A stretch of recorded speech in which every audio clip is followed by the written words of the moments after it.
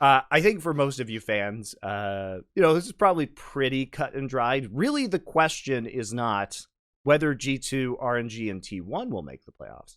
It's who is the last team that is going to make the playoffs. And this is obviously going to be extremely difficult to predict. Also, of course, we've got some fun games. We have RNG versus T1 as the starting game, or not as the starting game, but as a game. Marquee matchup, yeah. Marquee matchup. Potential finals preview, obviously. Yeah, Rumble Day 2. So that's gonna be a fun one. I think a lot of people are gonna be looking forward to that. And then I think the other games are like G2 versus both of the major region Asian teams. So RNG versus T1. Because people are wondering, like, does G2 maybe have an outside shot? Yes. So those are kind of the questions that we are left with. Unless there is some massive meltdown that happens from one of these teams. Obviously I agree those top three teams in whatever order will indeed make it through. It seems almost impossible they won't, just in terms of the player strength, the quality, the regions they're from. But here's the thing I think's interesting. Obviously fans are going to imagine it's pure haterism because I don't think we even downplayed Monte. I think we just accurately explained how EG did what they did in LCS and why they wouldn't do anything here. We just aren't on fucking copium. Guess what? We don't work for the LCS broadcast. We don't have to lie and pretend NA is good every year, like force feeding ourselves razor cake. Delicious. We don't have to do that. We just eat the razor cakes we like. So here's the problem. The problem is this, right? The reason actually why EG might not get the 4th spot, I actually think goes deeper than people think. It's not the idea that like, oh, they're so shit they're going to lose every game to like Buffalo or whatever. They might even win most of those games. But here's the one angle I thought up the other day, Monte. I think it's accurate. One of the problems I think NA has always suffered from goes like this. Because in theory, it is a major region and you get the exposure as if you're a major region. When you then go to these tournaments, NA famously are the ones where mentally they don't think they can beat T1. They're not they know T1's way better than them. So I'll tell you what's weird. I actually think teams like Shanghai, Buffalo have a better chance of beating T1 if anyone was to fluke them, or if anyone was to beat G2 or was to beat RG. These teams, like, first of all, some of them practice against LCK, and also, it's a BO1, like, they don't go, I've always said this, what I love about the Vietnam teams is, they don't seem to go into these BO1s thinking it's impossible. They go in with sort of like a fuck it attitude. Meanwhile, I've always felt like NA did go into it, like, we got to play properly, we better do everything perfectly. It's like, even if you do that, you probably lose. Like, that's not really the sort of puncher's chance you want, is it? So, I actually do think, even once you get past the marquee matchups and what order are they in and the finals preview, the other thing that's exciting to me is what the fuck happens at the bottom of the group. I could see that being a bloodbath, mate. Yeah, and it's also that we talk about this too. Dom and I had a conversation about Saigon Buffalo and their chances of upsetting on the jungle, so you guys can go check that out as well. But the Saigon Buffalo are, I think, quietly a very dangerous team when it comes to potentially upsetting, because again, as we talked about on Summoning Insight, it really only takes PSG Talon or Saigon Buffalo or EG, one of the three teams, upsetting one of G2, T1, or RNG, which you have to think that is probably more likely to happen than not. That you combine the two. If you combine, I think it's going to happen. Yeah, if you can, at least once. Yeah, one of those three teams will upset one of the top three teams at some point during this group stage. It's very likely. Might even be EG. Like, I mean, who knows? It might be EG. I still think there's an angle that fans are doing this thing right. One thing I don't like to do is form doesn't just carry on permanently. You know, like you dip a little bit, you come back, things change, you adapt in the draft. So, for example, another thing people are going to do, Monte, is just write off all the G2 versus EG games. They went all for it. They can still win a bloody game. I'll tell you what, I'd even go. I'll make the old joke. You know the joke they do in sports is like if someone's won like 11 times, if you finally win, you go, nobody beats me 12 times in a row. But there's like a logic to that. It's actually really hard to beat someone just infinite times in a row. Eventually they're going to have a fucking good game, get too early kills in a jungle invade, draft something you didn't think of. Like, it's going to happen eventually. You're going to get one, surely. Also, EG did almost win the Baron Throw game. They almost won one. They almost won the game where G2 played Diana and Yasuo as well. Like, there were actually legitimate shots for EG to win both of those games, and it was predicated on G2's mistakes. This is a true statement as well, but it shows that G2 is not flawless in some of these mid and late game situations, and that had things shaken out just a little bit differently for EG, I think maybe EG takes one of those games, and we're looking at like 3-1 as the record instead of 4-0. So this is all to say, though, that one of the things about Saigon Buffalo that's so interesting is that they're a very aggressive team. to their detriment at times. Like, they will overplay their hand a lot of the times, even when they have an advantage and a lead. Like, you know, the second game they played versus Detonation Focus Me was very close, partially because they were playing too aggressively with the lead that they had. And they're the highest team in this entire tournament in terms of combined kills a minute, so total kills that happen within a game of League of Legends. But the hilarious thing is that their KD ratio on the team is only like 1.05, so only have slightly more kills than deaths. So it's just chaos, right? It's just chaos within these games. But they do have a pretty strong early game, especially their bot lane. And I think that's if we're shadowboxing like a Saigon Buffalo EG head-to-head matchup, you know, Shogun is a very good carry, and he is the principal carry of this team. He gets the lion's share of the resources. He does like 32% of this team's damage.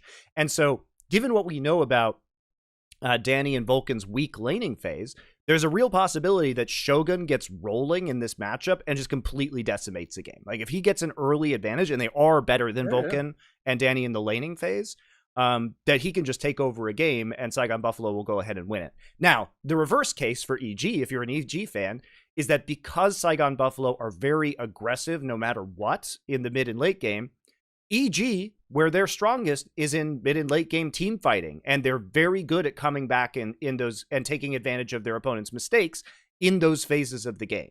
So there's also a case where EG might fall behind early, but Saigon Buffalo is a team that becomes too aggressive, takes too many risks, and then all of a sudden you see EG coming back. So this one could really go either way, but it just goes to show that, you know, EG is a team that is not guaranteed to make it through.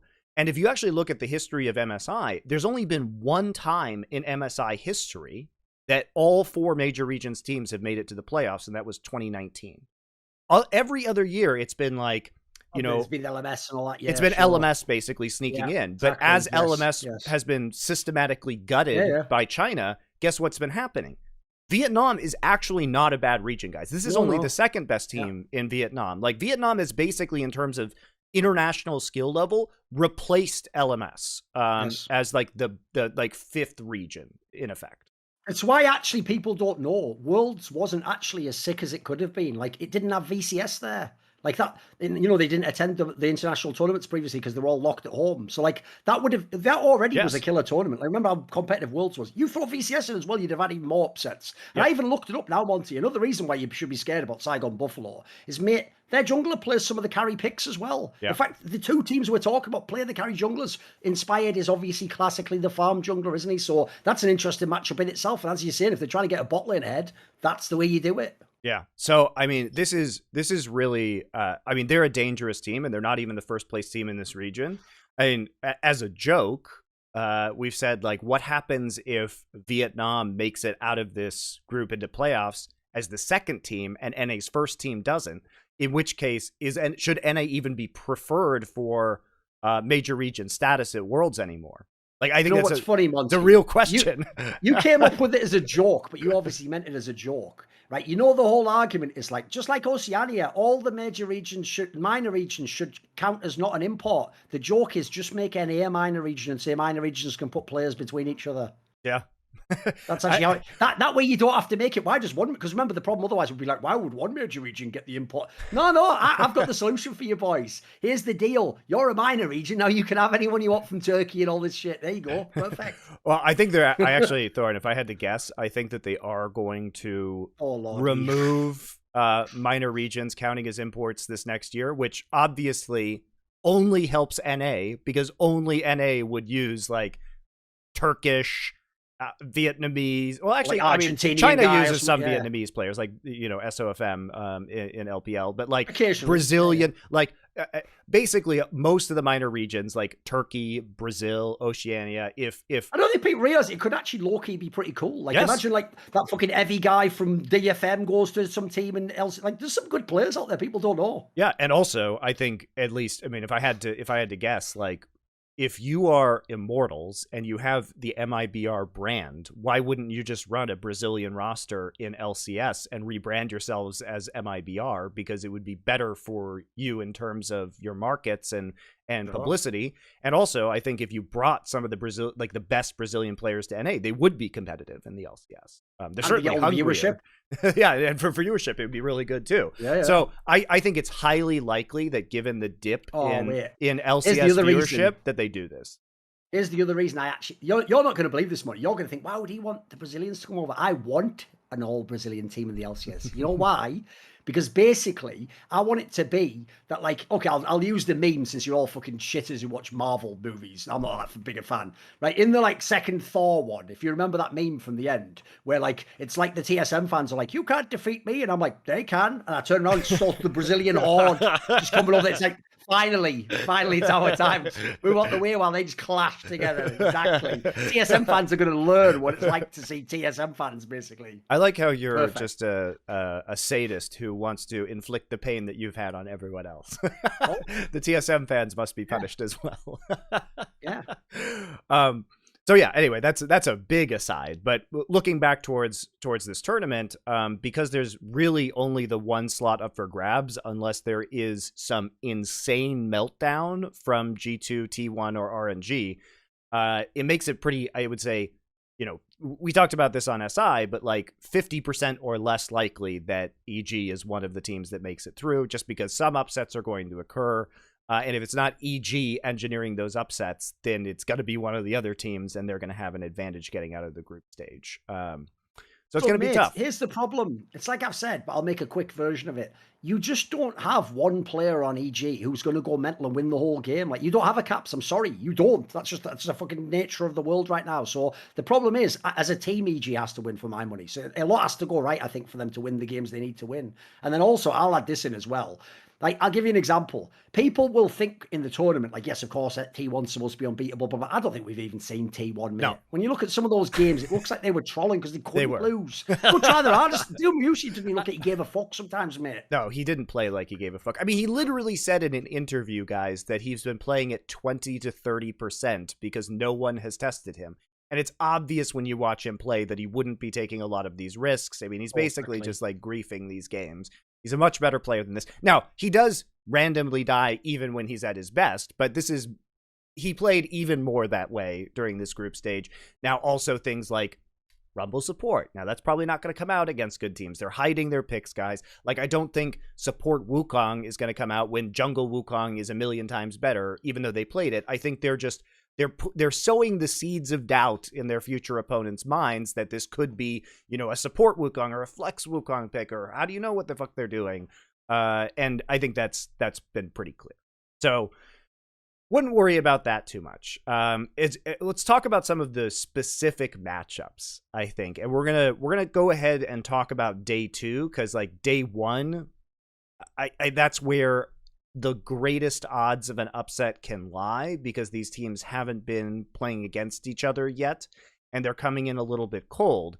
So we'll talk about the games that are happening on May 21st instead. The first of which is the rematch of G2 versus Evil Geniuses. So some of these have been close, Thorin. Would this be the one you feel like is the one that logically EG can grab? No. I actually think that they're probably losing both of these to G2 again. But I think the odds bear that out as well.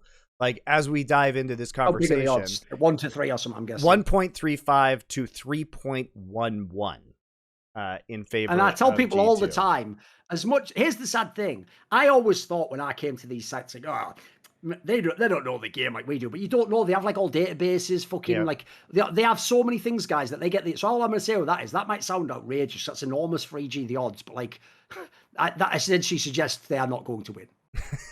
It's mathematically proven. You know, they're not going to win. Almost.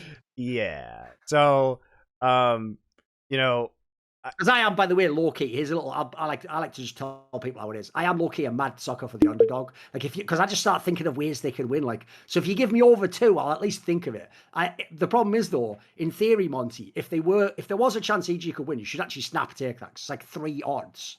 So you're actually saying you're very, very confident G2 wins. Right. I mean, let's just review, like, because we actually did put some DJT on some of the last ones. First off, we successfully parlayed our all T1 wins.